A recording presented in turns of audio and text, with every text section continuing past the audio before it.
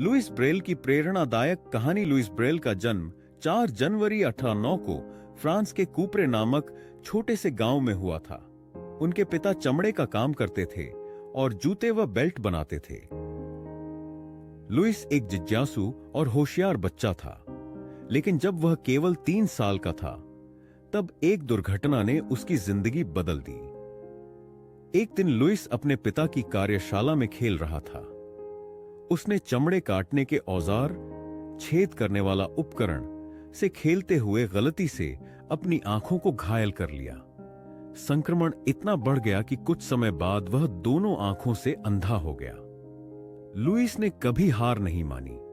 उसने खुद को जीवन की हर चुनौती के लिए तैयार किया।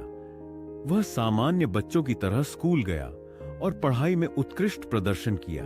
12 साल की उम्र में लुइस को पेरिस के royal institute for blind youth में पढ़ने का मौका मिला।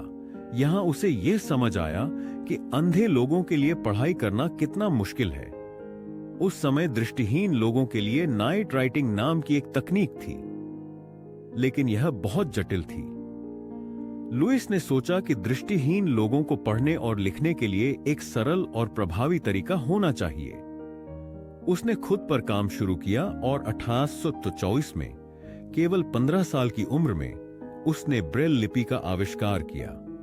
यह लिपि उभरे हुए बिंदुओं, डॉट्स पर आधारित थी, जिन्हें उंगलियों से महसूस किया जा सकता था। ब्रेल लिपि इतनी सरल और प्रभावी थी कि यह पूरी दुनिया में लोकप्रिय हो गई। आज भी यह दृष्टिहीन लोगों के लिए पढ़ाई और ज्ञान का सबसे महत्वपूर्ण माध्यम है। लुइस ब्रेल ने हमें सिखाया कि किसी भी समस्या से हार मानने की बजाय हमें अपने प्रयासों से समाधान खोजने की कोशिश करनी चाहिए।